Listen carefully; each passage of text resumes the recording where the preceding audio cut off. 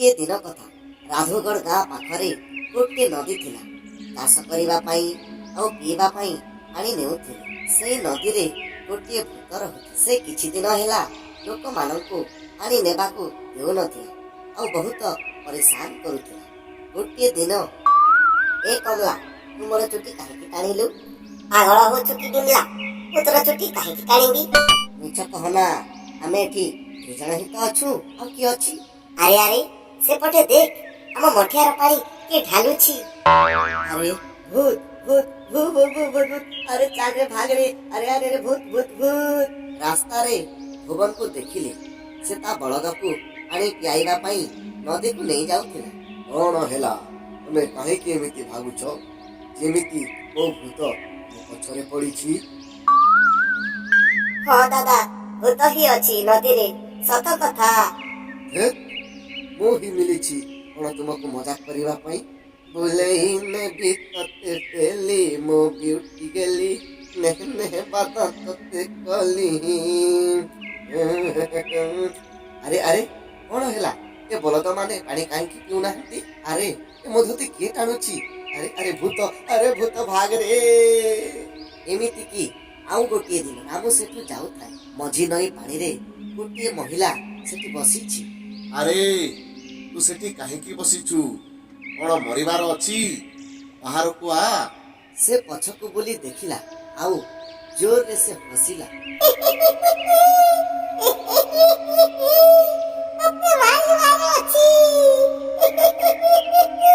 एतिकी कही हाथ आगकु बढ़ाइला आउ से एठी सेठी पड़ी गाँ आडकु धाइला और गाँ लोकंकु ए सब किछि कथा कहिला। अरे राम राम राम राम राम राम सेदिन मो बलदकु पानी पीबाकु ही देलानि से भूत। हाँ आउ आम मठियार पानी से भूत ढाली देला से दिन। हाँ लागुछि आमकु ए गाँ छाड़िकी जीवाकु ही पड़िब रे बापा। हाँ सत कथा कहूछु भुवन। मु भी ए कथा भाबुछि। गाँर सब लोक गाँ छाड़ी जीवा पई निष्पत्ति नेले। भुवन सब रेडी हेल तो जीवा पाई? हाँ काका सबु रेडी होई गला बोली भाबी नियो। हाँ मु कोन भाबुछि गाँ मुखिया को जाई थरे भेटी नेबा। हाँ किछि तो उपाय थाई पारे। काका मुखिया को काहे भेटी नेबा? मते तो लागुछि हनुमान मंदिर रो पुजारी को जाई भेटी नेबा। हाँ कथा तो तू भी ठीक कहूछु। सब गाँ लोक पुजारी पाखकु गले। ओहो आही की आसीछ? हाँ पुजारी बाबा आमे से नदी रे थिबा भूत पई बहुत परेशान अछु। से आसिला दिनु बहुत हरियाल करूछि आमकु। मते तो लागुछि आमे सब मिसी गाँ छाटी की भागीबाकु ही पड़िबो। समस्या तो गभीर अछि हेले भगवान दयालु अछि निश्चय किछि उपाय मिलिबो। आपण ही कहंतु कोन करिबाकु पड़िबो बाबा? आमकु गोटिए यज्ञ करिबाकु पड़िबो। जेमिति यज्ञर पवित्र धुआं आकु लागिबो से अभिशाप रु मुक्ति होई जिवो। हाँ हेले भूतकु यज्ञ पाखकु आनिबा असंभव। असंभव रे ही संभव लुचिकी अछि भुवन। तो यज्ञ कराजिबो? हाँ काली हस्त नक्षत्र अछि काली ही ठीक रहिबो। ठीक अछि पुजारी बाबा। आपण ए सामग्री सब आनिबी मु ब्रह्म मुहूर्त रे सेठी पहुंची जीवी। आमे सब सेठी पहुंची जीवु। यज्ञ कुंड सब रेडी अछि मु पानी नेई की आसुछि। हे हे के की आसीछि ताको कोन पहुंचीबा पई इच्छा नाही। हे हे भूत रानी मु तो पूजा पाई पानी देवा पाई आसीछि एठिकी।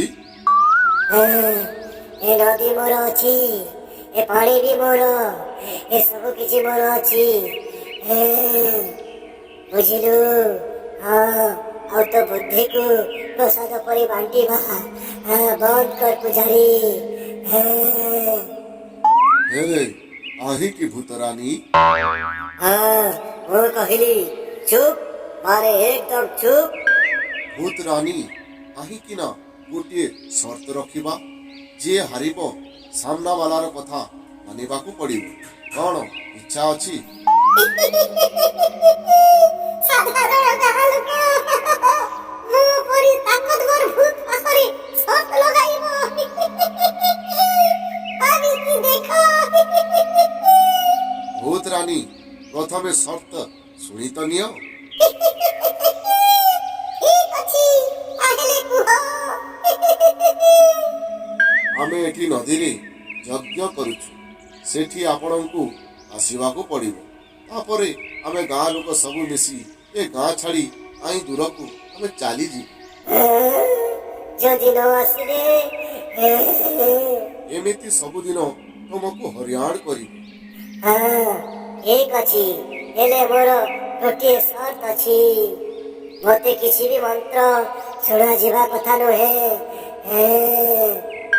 ଠିକ ଅଛି, ତାହେଲେ ଭୂତ ରାଣୀ ଆସିବ ଆଉ ସେଠି ବସି ନେବ। ଠିକ ଅଛି, ଚାଲ। ଗାଁ ଲୋକ ଚୁଡେଲକୁ ଦେଖି ଡରିଗଲେ, ହେଲେ ପୂଜାରୀ ଇସାରା କରିବାରୁ ଶାନ୍ତି ହେଲେ। ଯେମିତି ପଣ୍ଡିତ ପ୍ରଥମ ଆହୁତି ନିଆଁରେ ଢାଳିଲା, ଧୂଆଁ ଭୂତ ଆଡ଼କୁ ଗଲା ଆଉ ସେ ଜୋର ଜୋରରେ କାନ୍ଦିବାକୁ ଲାଗିଲା। ଆରେ ବଞ୍ଚାଅ, ମୁଁ ଜଳି ଯାଉଛି। ମତେ ବଞ୍ଚାଅ, ମୁଁ ମରିଯିବି। ମୁଁ ସବୁ ଲୋକଙ୍କୁ ମାରିଦେବି, ମୁଁ କାହାକୁ ବି ଛାଡ଼ିବି ନାହିଁ। ଆରେ ମତେ ବଞ୍ଚାଅ।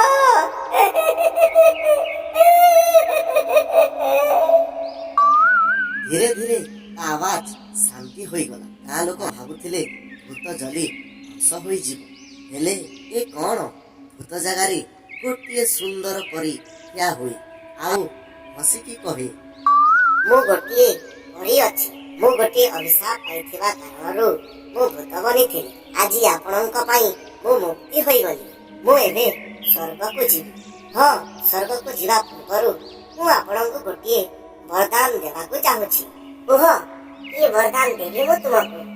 ହଁ, ଯଦି ବରଦାନ ଦେବାର ଅଛି, ଏମିତି କିଛି ବରଦାନ ଦିଅ ଯେମିତି ଏ ନଦୀର ପାଣି କେବେ ବି ନ ଶୁଖେ। ତଥାସ୍ତୁ। କହି ପରି ଉଡ଼ିଯାଏ। ତାପରେ ସବୁ ଲୋକ ଖୁସିରେ ରୁହନ୍ତି। ଶିକ୍ଷା, ସମସ୍ୟା ପର୍ଯ୍ୟନ୍ତ ନ ପହଞ୍ଚିବା ଯାଏ ହାର ନ ମାନିବା କଥା।